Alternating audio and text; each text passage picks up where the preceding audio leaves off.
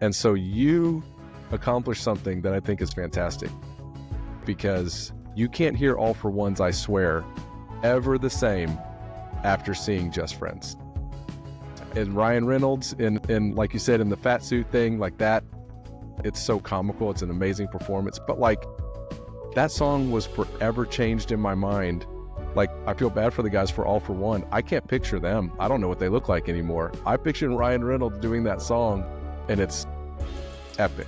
So that little performance, like writing that, or where was that in the screenplay? I just think that was a genius thing that I think about way more often than I probably should.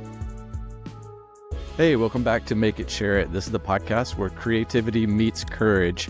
And today we've got Adam Tex Davis, who's joining us. We're going to talk about his new podcast, The Oscars, What Were They Thinking? And also just a lot about, as usual, just how he makes things, how he shares them, what he's learned over a multifaceted career. So excited to jump into that. Coop, good to see you as always. Good to see you. And we miss Lauren. What's really funny about this is a few years ago, Lauren, who's one of our co-hosts who couldn't make it today, said her favorite Christmas film is Just Friends. Yeah, completely. I said, oh, I actually have never watched that. Some movies just kind of you miss for whatever reason. So I had to watch it last year at Christmas time, and it was great. I loved it. Well, Adam is a writer of Just Friends. Sorry you couldn't be here for this one, Lauren, and to ask Adam a question. I was about to say, she would have just peppered you with Just Friends questions. Well, if she wants to submit any, I'm happy to answer them. That's great. Or whatever, yeah. Yeah. So maybe we'll talk a little bit about making that and some of your other things. But just to start, we like to do a turning point. Always good way to get to know somebody and, just how they got to where they are today. And so is there anything when you just kind of think back, maybe it's high school or middle school or some stage in there where something happened that really profoundly changed the way that you live or think and relate to the world? Sure. I think there were two big moments for me. One was actually middle school, where the whole class was basically, forced to enter a writing contest. I think it was a statewide contest, and it was for short stories. So, as part of English class, it's like, hey, everybody's going to write a story and we're all going to submit it and see what happens. And it's just the exercise of writing a story. So I thought real hard. I came up with some cool sci-fi kind of concept or whatever, wrote the story, and then lo and behold, I won the contest. So that was 7th grade. Then 8th grade comes around and the teacher says, okay, the contest is back. We're going to write a story. And then he goes, Adam, you don't have to do it because you won last year. There's no way you're going to win again. And we know you like to write and you wrote a great story, so you don't have to do it. And I was like, that's weird. And I had an idea. So I was like, no, I'm going to write another story. And I wrote another story and I won it again.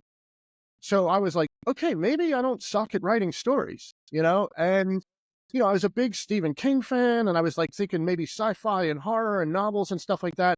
And then that's like hard. And then when you're in high school, you're not thinking about writing a novel or anything. But I got on the school paper and I became the editor of the school paper. And I was very excited about being, dabbling in journalism.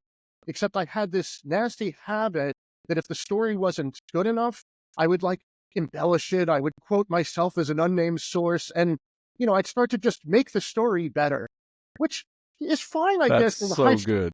High school journalism. But then I get called into the, the journalism teacher is like, so you're not going to believe this, but this sports story that you wrote has won a silver medal. You have to go to Columbia University and accept 2nd place in the nation for a sports article I wrote. Now, the premise of it was true, but I definitely embellished and I definitely added some quotes. And, I was like, oh gosh. Okay, so I knew I had enough journalistic integrity that I had no journalistic integrity. So then I was like, how do I translate that? And then that's what screenwriting became for me. So that was the pivotal moment where I was like, I can take a kernel of truth from something real, embellish the hell out of it, make it funnier, make it better, make it bigger, make it more exciting to an audience. The same way if I go to a party and tell the story of what happened the night before, probably add some details that weren't, just to get the laugh. And that's to me what screenwriting became, was like my version of bad journalism. So those two, figuring out that I can write and focusing on that. And then this idea of how I'm going to approach screenwriting. And Just Friends, is a perfect example. I was in the friend zone for 2 years. Obviously I didn't look like Ryan Reynolds, and obviously, but in the beginning of the movie, when he's when he's a big heavyset guy, I can relate to that. And, I was in the friend zone. And so I turned that into the movie. So I say, yeah, So good. use what you have and do the bad journalism. Man, there was a thing like that in my daughter's school, and that's what started my daughter's little band in elementary school. It was called the PTA Reflections Contest. It was nationwide, and they'd give you a really vague theme, but just so that you couldn't turn in something that you had already created. That was the only reason I felt like they had a theme, just so you'd have to create something that year. Mm-hmm. But you could do anything. I mean, a song, a short story, a painting, a drawing, a sculpture. And the schools that I think did really well were the ones like what happened with you, that required everyone as an assignment to do it. And it doesn't matter. It's not really a grade at school. It was almost like a completion grade, but it woke up so many kids from, okay, I have to do this thing. What's the easiest thing I can do? Or what do I like to do? Because it's not really a grade. I can't get a 0. I just have to do it. And then some kids went on and went to Columbus, Ohio. That's where that one was, and like won awards. And it was like, they've never had to write a creative story before. They always wrote book reports, or they had to write, something very specific to English class. And I don't know, I feel like that is such a great exercise for kids, anybody under 18, to just, you never know what you're good at until you try some of those things. And it's not a school assignment, which, messes it up. Yeah. I mean, here's the other thing. It's like, it's not even that like you're good or not good. It's like, I enjoyed the process of doing it. And that, like, my agent used to make fun of me. He's like, you're one of those rare writers who actually likes to write. And I thought that was so weird, like professional writers that don't like to, but then it's like, yeah, I mean, it is a drag sometimes to start at this point in my career. I honestly, I'd rather start with words on a page and do rewriting than the initial draft. So a lot of times I'm trying to find young, hungry writers that can write a first draft that I can then make better and do a polish or a rewrite on. And I do that with my podcast. I have a lot of writers that submit the stuff, and sometimes I do a full page one rewrite, but just having something there is good. But also I have to challenge myself to start with a blank page. But knowing that I like to write, that was a big thing. Like, most of the class was groaning when they had to do this assignment, and I was like diving into it. That's cool. Yeah, I wrote this question down that I was going to ask later, but now it's like, I'm just going to ask it. I was working on this morning before this, rewriting a script from another writer's voice. And I know in your background, you've done a lot of rewrites for TV shows and movies, in addition to your credited screenwriting, like Just Friends and others. So my question was, when you're working with another writer's voice and you're trying to rewrite their work, but sticking with their voice, like, what is that like for you? And that may play out more for the screenplays where you're being called in to write or to rewrite a script, to punch it up, so to speak. What is that like for you to do that? So the biggest thing is knowing why they hired you and what your role really is. Like, there was like 2 or 3 levels of that. There's the punch up, which is probably the smallest one. Like, hey, we have something, we like it, we want to punch it up. Can you give us another character beat? We want to make this character seem more empathetic. Or we just need it to be funny. Can you find places to put jokes? So now I'm not trying to change anything. I'm just trying to take what's there and channel that and make jokes. Then there's more of like a polish where, hey, we like what we have, but it's a little rough and it's a little, it's not working, or these 2 scenes don't link together. Can you come up with some better connective tissue? So again, you're trying to channel the voice of the writer, but you're trying to just make it better. And then there's the page one rewrite where they're like, we like the idea of this script, but we like you and your voice. So what would you do if you had this idea, and how would you write it as you? So the first step was always like, figure out what exactly they were looking for. Are they just looking for jokes or character beats? Are they looking for, smoothing and polishing up, rough edges? Or are they looking for throw everything out but the idea and rewrite the script the way you would do it? And a lot of the jobs I did mostly were probably the throw it out and rewrite the script. But most of them don't get made. They just Well, that's most things in LA yeah. don't get made. We talk about that a lot on this show. Yeah. Well, that's great. I want to jump to your screenwriting, and you're doing all of that work, and then you reconnected with an old friend. You went to NYU to School of Arts, reconnected with an old friend at a party, I believe. And you guys ended up from that creating Atomic Entertainment together, right? So maybe tell us a little bit about making Atomic Entertainment, so to speak, like creating this company together and what it's been like to share that work. Sure. So we were doing what we called like parallel play. My friend Jerry Kolber from NYU was working as a showrunner. He had started out as a production accountant. He worked himself into an associate producer. Then he was showrunning, doing a lot of reality, unscripted reality TV, which of course is very scripted. But he was working TV. I was doing film. And I was just either selling my own stuff or getting rewrites. Then the strike in 2008 happened, and I had 3 projects going into the strike, coming out of the strike.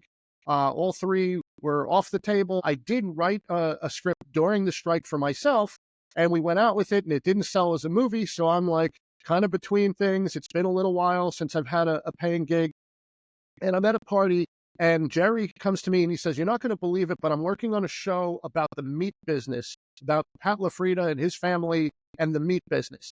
My father was in the meat business. My father's company was a rival to Pat LaFrieda's. They both worked in the same meat market. If my dad wasn't on the cusp of retiring, I probably wouldn't have been able to do it because it was conflict of interest family-wise.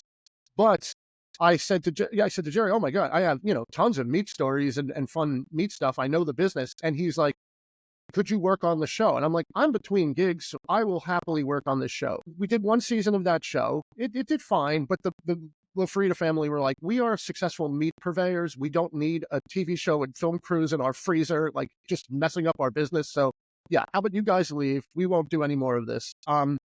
Jerry and I had such a great time working together that we decided to work on some other stuff together. One thing led to another, and we wound up doing Brain Games for National Geographic Channel. And we did the half-hour series that went on to get an Emmy nomination, and it was their highest-rated premiere, their highest-rated show. And from there, we were like, people were asking about us. So we were like, let's form a company. And so we formed Atomic Entertainment because of the success of Brain Games. And then we went out, and a lot of other TV companies were like, or networks and stuff, they were like, "We want our Brain Games." What's like Food Channel is like, "What's the Brain Games of food?" And history is like, "What's the Brain Games of history?" So we would pitch some ideas. We sold a couple of ideas. Most of them didn't go anywhere, but it started our company. And then we did Brain Games. And then from there, we did Brainchild for Netflix. And at this point, we're now immersed in the, kids educational space, or the educational informational space. And so, and then did a podcast out of that. So, Who Smarted. So it's like, another pivot for me. Yeah, I think it's so cool because what I'm hearing in that I want our audience to hear is there's, these scripts you have going before the strike, and then there's nothing. And so things feel just like, man, there's nothing happening. And then, you just keep going though. And you have this conversation with an old friend and like, well, let's make something together. It's, something I know, like you said, write what you know and share it and see what happens. And again, it's like some of it works, some of it doesn't, but then eventually something works at such a level that you can actually spin a business out of it, but it never would have happened if you just wouldn't have kept making and sharing it, make and share it. And I think so many people, I always think for actors in particular, but I think writers deal with this too, that you put so much of yourself out there and you're almost always rejected. Like when I would do casting for movies, like something, it's all independent for me, but with the actors lined up, in the room for coming into audition with us, it was always like, man, this is so hard, because like they know they're most likely not getting this role. They're only going to pick, one person for this role. That's a hard thing, just to keep putting yourself out there, but it's like the key to it all is just, you got to keep going. So I guess with all that said, what is it like for you when you're pitching and, most of the time they don't buy it? If they do buy it, most of the time it doesn't get made. Like, how do you just keep going to the, computer and writing, the next thing, or going to that meeting and, it's the 15th meeting in the past few weeks and you're like, most likely they're not going to buy this pitch. Like, what is that like, just to keep getting up for that and to keep creating? That's the courage part. And it's also the confidence part. You have to, I often made a joke, like when the first time I went to LA and I went to my manager's office and I saw stacks and stacks of scripts everywhere. And then some of the scripts are in the main room next to the assistants. Then other scripts have migrated over to a bookcase that's like, in a prime area. Then some of the scripts have now migrated into the actual manager's office on a book. And I was like, if I had seen this before I started writing, I don't know if I would have started writing. It's so daunting. But I was just home in New Jersey and I'm like, F it. This is what I love to do. I'm going to do it. I know I can be funny. I know I can and write fun things. And let me just try. I'll say this, the biggest example of what you're talking about, the first script. So, I had written, well, I'll take it back for 1 second. I had made a student film at NYU. And it was one of these things that was kind of polarizing. It was a dark, dark comedy. People either loved it or they hated it. I entered 40 film festivals. I didn't get into 30 of them. I won the other 10. So it was like one of those things. If you loved it, you loved it. And some guy who worked for a producer saw the movie, loved it, called me up, said, I love your movie. I'm bringing it out to LA. I'm going to show it to people. Let's see what happens. I get a call from a manager and he says, hey, I love your movie. What else do you have? And if the conversation ends, if I'm like, oh, I have a couple ideas, or I say, I've written 4 scripts on my own, in the dark, alone, in my underwear. Nobody's reading them. I'm just writing them. I finished one. I finished the next. He says, send me your best 2. I send the 2 I like the most. And he says, I'm going to sign you off of those scripts. So that's why you do it, because you never know when the opportunity is going to come. Then those scripts made the rounds mostly as samples. I did sell one of them as a TV show. It didn't work as a script. It was too episodic. But TV is episodes. So I said, I had a meeting at WB and I threw it on the desk and I said, look, I think there's 10 episodes of a show in here. If you guys see what I see, give me a call. And I left the meeting.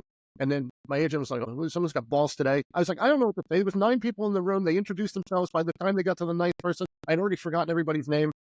Let's see what happened. They called the next day. Hey, we love it. We see it. So I sold that one as a TV show. Didn't get made, whatever. But, the big thing, though, for me was I needed to write something. I was able to get the manager. Then he helped me get the agent. Now I have representation, but I still need something that I can sell. So I used my bad journalism. I had wound up on spring break with my parents. It was a long story, but I'm in Cancun with my parents and everybody's partying and I'm with my parents. So I got a notebook and I started writing down any stupid thing that happened. My mom almost drowning in a foam party at Senor Frog's, like whatever dumb thing happened during that, I wrote it down and I wrote a next comedy about a kid on spring break with his parents, also trying to get laid from the girl he loves. So we go out with it. It doesn't sell. Everybody likes it. Funny. We don't make these movies anymore. Yeah, this isn't in vogue. It's too this. It's too R-rated. It's too this. Whatever that. Okay, great. Rejection. The first big taste of Rejection, especially since like everybody was so high on thinking it was going to sell. So I'm like, I feel like crap right now. When else have I felt crappy like this? Oh, I know. When I was in that 2-year just friends relationship with that girl, I also felt like crap. I wonder if that would be, viable as an idea. So I write Just Friends. And out of the ashes of the non-sale, I write Just Friends. And I know that it has a shot because I give it to my manager and he goes, is this about me? And I'm like, what? Why would I write about you? He goes, oh, because I was in a Just Friends relationship. Blah, blah. And then he slips it over to an executive at New Line, and he's like, is this about me? It's like, no, it's not about you. Why would I write about it? I don't even know you.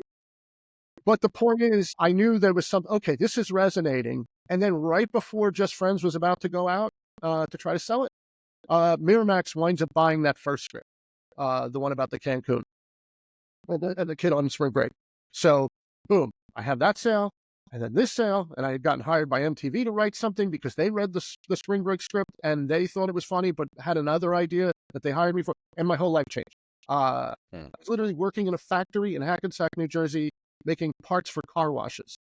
And because of this, I was able to leave the factory. So there's two things that are sticking out to me. One, I think everybody listening, like if you want to do something, pursue the creative arts. Like we're not that old, guys, but in our lifetime since graduating college, strikes, 9/11, COVID, like something is going to come along every 5 years that just drops a bomb on whatever market you're trying to enter. And you're going to have to pivot or work for nothing or get weirdly creative. So I think that's a good thing to keep in mind. Like it will always, best case scenario, a monkey wrench is going to get dropped into your career probably 5 times.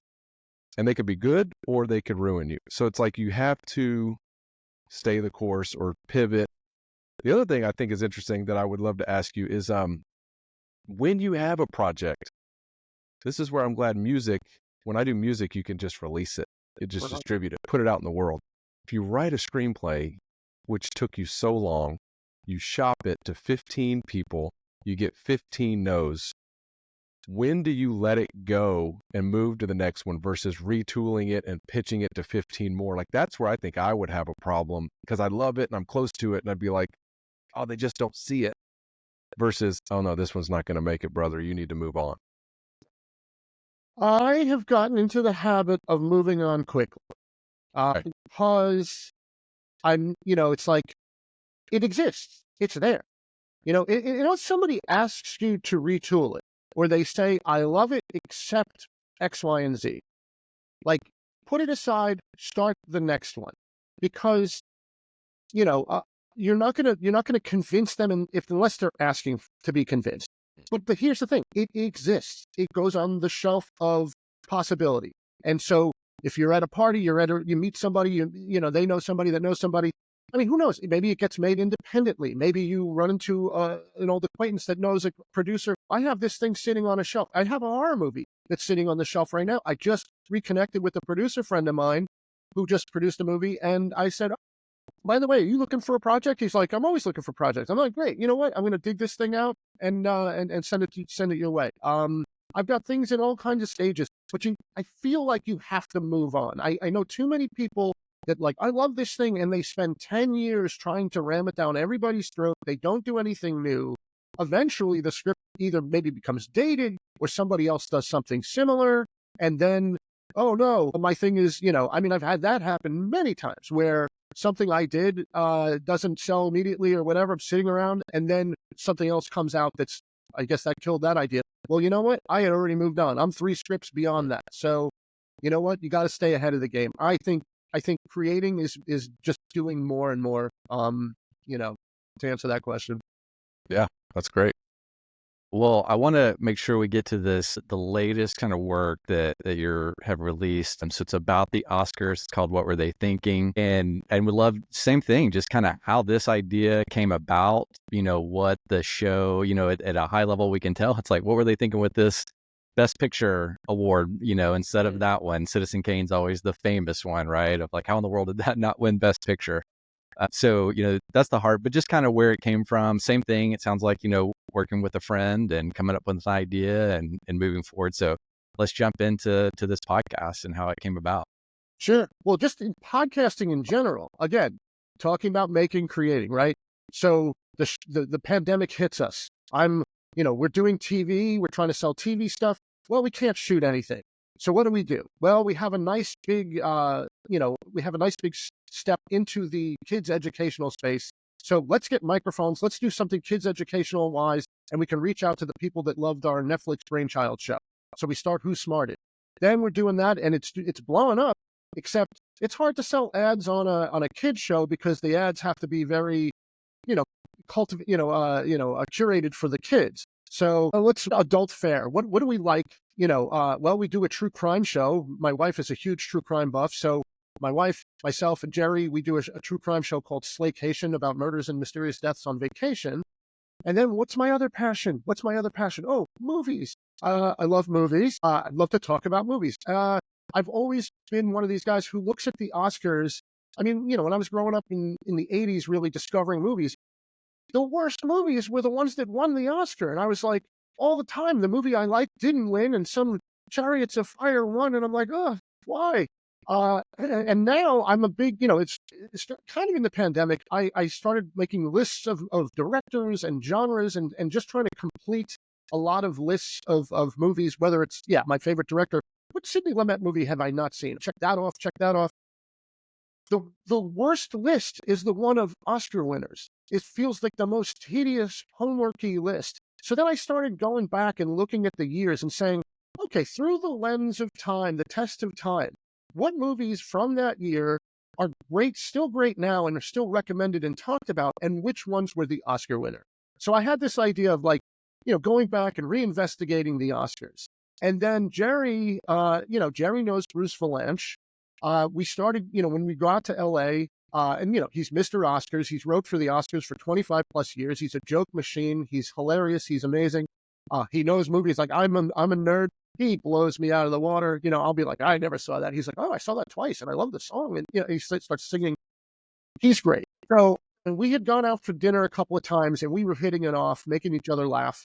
So then I was like, I'm gonna, let's pitch the idea to Bruce. If we can get him to sign on, I think we have a show. And sure enough, he was like, oh, this sounds fun. I like this. Now, what I didn't expect is Bruce is a big defender of the Academy. So he will explain why Citizen Kane didn't win. He's got reasons. And, I love that. So I can be like, okay, but now going back and looking at it, what do we think? Do we think it should have won or not? Look, How Green Is My Valley won. I saw that movie a couple of years ago. It's really good. It's not it's not an obvious thing. I mean, I know Citizen Kane has risen to the top of all the best movie lists with the critics and stuff, but it's, How Green Is My Valley is also a great movie. So you could say there was a real two-horse race, and it's fun to investigate that. I love finding weird anomalies, like 1961 Oscars for the 1960 films. Okay, we're going back a ways. But here's the thing. The Apartment wins. It's Billy Wilder movie. Great movie. Jack Lemmon. Fantastic. No arguments there. However, two other movies came out that year. Both of them are on the AFI, American Film Institute's top 100 American movies of all time list. Two of them, besides The Apartment, also was on that list. Two of them came out that year. Neither one nominated. What? Psycho and Spartacus came out 1960, were not nominated for Oscars. And then you look at the movies that were: The Alamo with John Wayne, Sons and Lovers, The Sundowners. What? These are movies, as a filmer, I haven't even heard of these movies. Yeah. I mean, The Alamo I've heard of, but it's a John Wayne Alamo movie, whatever. You've have got Psycho, you've got Spartacus. And Bruce will tell you why neither of them got nominated. And it's great. And we have some spirited discussions. And we've both been in the business for a while. We're both big film guys. And by the end of the show, there's probably a list of about 25 movies that we've mentioned that you can then go back and check out if you want, and expand your movie repertoire. That's really cool.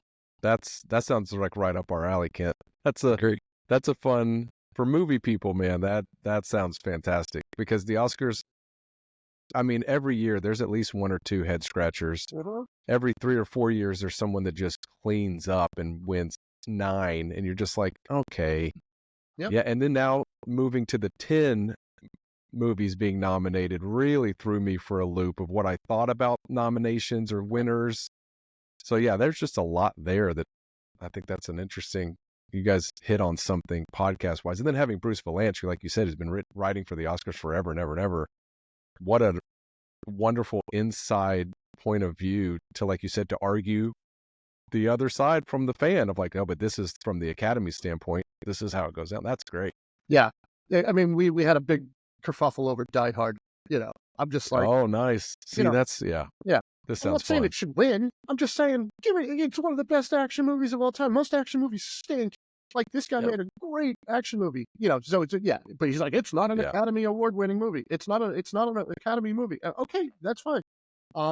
It's great. And because he's been there, he's got amazing behind the scenes stories too. I would be remiss if I didn't mention like great stories of the actors, fun stuff. What Jack Nicholson was doing and what this one was doing at the Oscars. It's really fun. That's fantastic. It's interesting because actually a few episodes ago we talked about the history of the Oscars. It just came up. We were talking about awards, and so whether it's Grammys for music or the Emmys for TV, Oscars for movies, like what the history was, where they originally started, and then how much now is marketing based. Right. The 4-year consideration ads everywhere, and so I guess I don't know if that's come up. I'm curious to know. I gave an off the cuff thought about the history of it, but like for the Oscars, has that come up of like where how the Academy originally got started and what the hope was? Yeah, I mean, in fact, I think it's our first episode, he talks about how the Academy was started to, first of all, I mean, it's like they were inventing technology. There was science. There was like all this stuff that's like, new and exploring that. And then just getting people excited about movies and great movies and stuff. I think it hit like a real, like the 70s, like is an amazing time where every movie, the nominees, it's like, how do you even decide? Like so many good movies going up against each other. The fact that Al Pacino never won an Oscar in all those great movies he did in the 70s, because there was somebody that was like doing something, according to them, a little bit better or whatever. I mean, it's not sports. There's no score. So it's like, it's all subjective. But the point is so much good stuff. And then Harvey Weinstein, with that friggin' Shakespeare in Love, changed the whole game with the lobbying, with the whatever. And yeah, that definitely changed it. I know we're going to do an episode on that. I know, the episodes are usually year by year. We pick a year and we investigate that year. But I definitely want to do like best directors to never win an Oscar, best actors to never win, makeup awards, snubs, things like that. It's very interesting. And it's like, it's sad, like when somebody gets a career award because they didn't win when they could have or should have, so they get a career award later, but then somebody that year is getting screwed out of something. So then, it's like, but again, it's just an award. It's a bunch of people deciding to vote on, what's the best. But the game is like looking back, did they get it right? Or would we swap some things in and out? That's the fun. That's great. Yes, two things, Kent, that I have to get to. Do it, Coop. One, you're talking to two guys from Texas. I want to know how a guy from New Jersey got the nickname Tex, because that's the best nickname on the planet. And you can't have the nickname if you're from Texas unless you leave Texas. So as long as we're in Texas, Kent, we could never have Tex, which is, but if you join the military in the 70s, I feel like I would have been called Tex, right? That's the dream. So you've got Tex, but I'm hearing a lot of the New Jersey, New York area. So what's the story there? Okay, I was born in Brooklyn, grew up in Jersey. Now I'm back in Brooklyn. Here's the thing. You guys ever been to creativity? It's marketing. It's marketing. If you Google search Adam Davis, 5,000 people show up, including my cousin, who's kind of a maniac. If you Google search Adam Hex Davis, I come up. But I did start it in college. I had written a script. The way it worked at NYU is everybody, going into a filmmaking class, everybody writes a script and you put it in a box. And over the summer, everybody's required to read everybody's script. And then the first day of class, you vote on the 7 or 8 films that are going to get made. There's 20 kids in the class. So 12 people right off the bat are going to get rejected.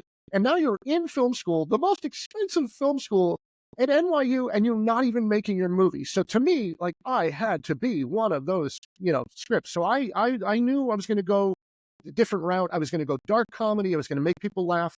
And I had a character named Tex. And I love the name Tex. I mean, it is the coolest nickname. Randall Tex Cobb, Charles Tex Watson, Tex Avery. You just hear these Texes. I love the name Tex. And I'm like, I'm going to play the lead character. So on the cover, I write Adam Tex Davis, the character's name Tex. So now they can picture already who's going to play the character.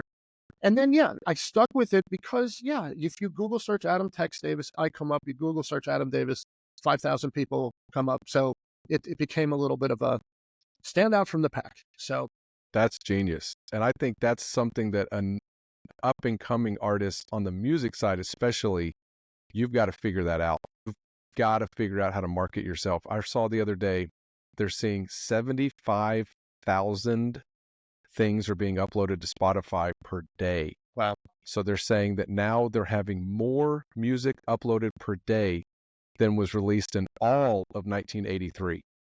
Right. So like the whole year.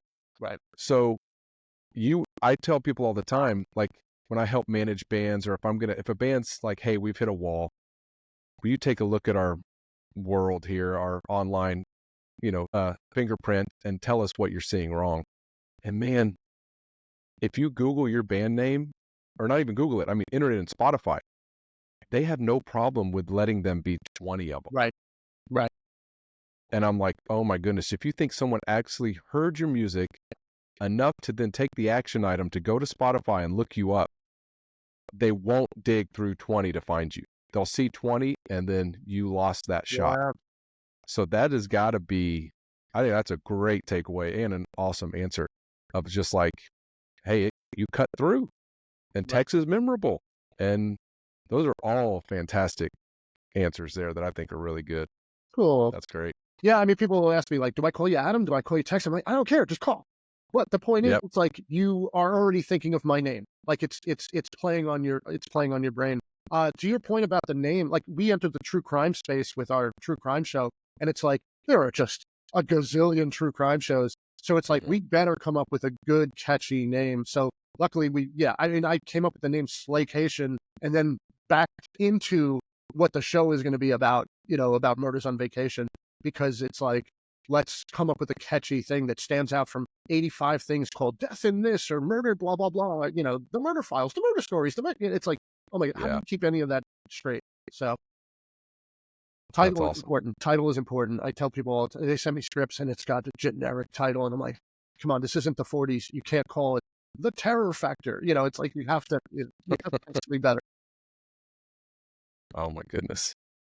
So Kent, do you have something before I ask my... No, I know you've got your list of Okay. questions taped to your computer, so Yes. go for it. Favorite curse word? No, I'm just kidding. Oh, no, I got them all. Okay. I'm a 90s music fanatic. Like that time for me in my life, I listened to everything over and over, memorized liner notes, listened to every band, every genre. It's like all up here. And so you accomplished something that I think is fantastic, because you can't hear All for Ones, I swear, ever the same after seeing Just Friends. And Ryan Reynolds in like you said, in the fat suit thing, like that, it's so comical. It's an amazing performance. But like that song was forever changed in my mind. Like I feel bad for the guys for All for One. I can't picture them. I don't know what they look like anymore. I pictured Ryan Reynolds doing that song and it's epic. So that little performance, like writing that, or where was that in the screenplay? I just think that was a genius thing that I think about way more often than I probably should. I would love to take credit for that, but I cannot. Okay. That was Okay, gotcha. That was on set.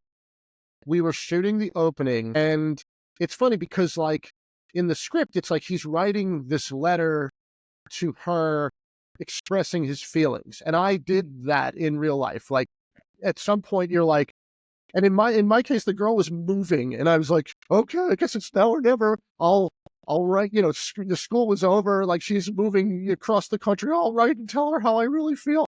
Like moron. So that was what the thing was. And in the script, it just says he's writing this letter. But then we realized we might have to actually hear some of the letter. So I have to now actually write a letter that he could read.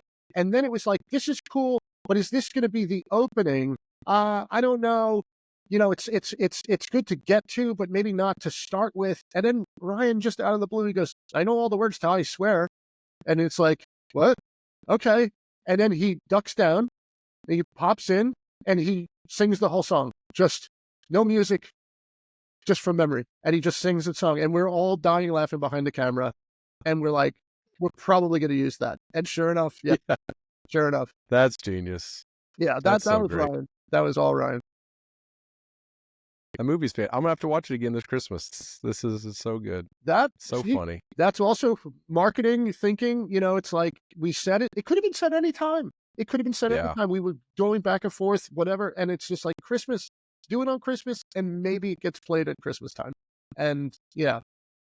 It does make sense though too. It's funny. I don't know if you thought about this when you were doing it, but that he's traveling. I mean, I know he's traveling to Paris with this pop star, but the fact that you would come home, people do return back home to their hometowns often at Christmas time. So I think it worked even subconsciously with people. It's an easy story to find yourself in of back home at the holidays and running into this old friend, that you had a crush on. So I think that it worked so well in that way too. It does, but at the same time, it's like thinking of his character. He hates his hometown and everything that it represents so much that he would never go there unless he had to. So the fact that he gets stuck there is because it's like the extra, and also we want to have him bring Anna Faris there as well. But the point is, it's like, he escaped. Jersey was where he was the reject, and now he's L.A. and he's going to go to Paris, and he's going to, like, in a way, think of it psychologically. He's ignoring his family for Christmas. He's going to go to Paris and be with the pop star, and do work. So makes sense. It's kind of funny. It's like Garden State, Zach Braff's great film that came out, years later, but same kind of place in Jersey. And, that same don't want to be there back here because of a bad situation. So, yeah, there's something to that. I did want to ask, going back to what were they thinking? Is there a story in particular just for those who, are like, hey, I may check this podcast out, that's kind of stood out for you that are like, man, but maybe behind the scenes story that Bruce has shared or something that is just kind of a taste of what to expect? There's this, sure, yes. So the one that cracks me up the most is they like to do this thing where the Academy, like, even there's so many movies and so many great performances and things, you can't award everybody, you can't nominate everybody, but they have this thing that they like to bring anybody who is in a movie of note or a performance that stood out. They want them there. However, it can be a little, it's like if you thought you were going to get nominated and then you're not, but then they still want you to show up and present a different award. That could, there's emotions involved and stuff. And he told the story that Dennis Quaid had shown up. He thought he was going to get nominated to play Jerry Lee Lewis in Great Balls of Fire. So he didn't get nominated, but they wanted him to come present an award. And I think they hooked him up with Michelle Pfeiffer, who was up for an award, her first Oscar nomination. And he was just bombed. He was just completely bombed and went out there and made her uncomfortable, the audience uncomfortable, that kind of thing. Stories like that. And just, hearing about people being like shy or reserved that you wouldn't expect. Cher was terrified to go out and present this award. And it's Cher. She's barely wearing clothes. Like, how is she? But she didn't want to go out. So, she said to Bruce, like, get Jack Nicholson. Can he come out and do it with me? So Bruce goes over, finds Jack Nicholson. Is like, Cher needs you. He's like, here we go. And he comes back and then he tells, she's like, can you come out and present with me? Yeah, sure. The music, everything, and introducing Cher. And he just goes and kind of gently nudges her out onto stage and steps back. And now she's out there alone and has to go and do it. And then Jack turns to Bruce and is like, you didn't think I was actually going to go out there and do it, right? And it's just like, oh wow. So little things like that are That's great. awesome. Yeah, he's got tons of that. So that's awesome. And it makes Jack Nicholson everything that you've ever wanted Jack Nicholson to be. Wanted to be cool enough to be like, yeah, I'll do it. And then to pull that move and then I feel like he puts his sunglasses on and goes back to his seat. Like 100%. That's great. You got it. So yeah, it was great. And then Cher did fine. She's going to be fine. It's just mind-boggling to think that they do get, nervous, but they do. They're human. Yeah, that's crazy. Hope you got anything else before I'm... No, I'm going to listen to this podcast. This sounds right up my alley. And I've got Christmas things slow down, traveling. This is a good... And then what, the Oscars are always February, right? Isn't that... Yeah, early February. They do they announce the nominees in January. Okay. And then the show is in February. And yeah, we'll probably do something around that time. Although the whole point of the show is that like the current Oscars, like we'll do that 10 years. We'll figure out. But new episode actually launches today. The 1986 Oscars. And I love when it's like two big movies head to head, all the nominations, and then there's a third better movie than both of them that didn't get any nomination or recognition. So you can find out what that was. That's cool. Yeah. Very cool. Yeah, that's great. Well, Adam, thanks for joining us today. This is super fun just to hear about all your creative adventures and talk specifically about the Oscars. What were they thinking? And you guys can check that out. What's the best way for people to connect with you, to kind of follow what you're up to? If you're just thinking high level, simplest way to connect. Let's see. I mean, I'm on Blue Sky, Adam Tex Davis at Blue Sky or .Blue Sky, whatever. Yeah, it's very political on there. So, but in terms of, the shows, like we have if you're a true crime person, like we have a Slaycation.wtf. We got the coveted WTF is our website, and you can reach out, email there. All the different shows have websites basically. And, whether it's Who Smarted. Actually, the Oscars, we actually don't have a website just yet, but, yeah, I mean, I'm on Facebook. People can find me.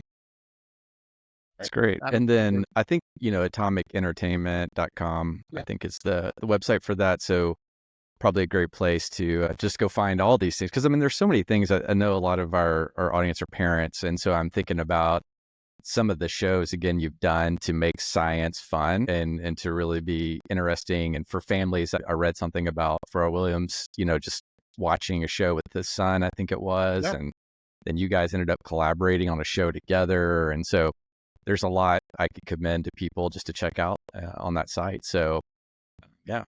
Cool. Yeah, I mean, Who Smarted, and then we have another kids one that we try to get some math into people's lives. We have one called Mysteries About True Histories.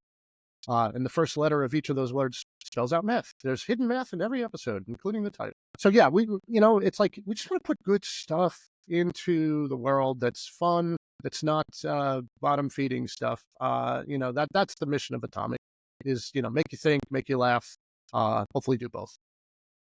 That's great. I love it. Well, thanks, Adam. We'll be looking forward to listening to the podcast. The Oscars, what were they thinking? You guys can find it on anywhere. I'm sure you love to enjoy podcasts, and I'll put some things in the show notes as well. Hey, thank you guys. If you're enjoying the show, go rate and review wherever you enjoy your podcast. And we will see you on the next episode of Make It, Share It. You see here, kid? You gotta just go for it. Don't think about what comes after or what came before. You just gotta bend your knees, take a deep breath, and jump. And you might think, what if I fall? Well, what if you don't? What if you fly?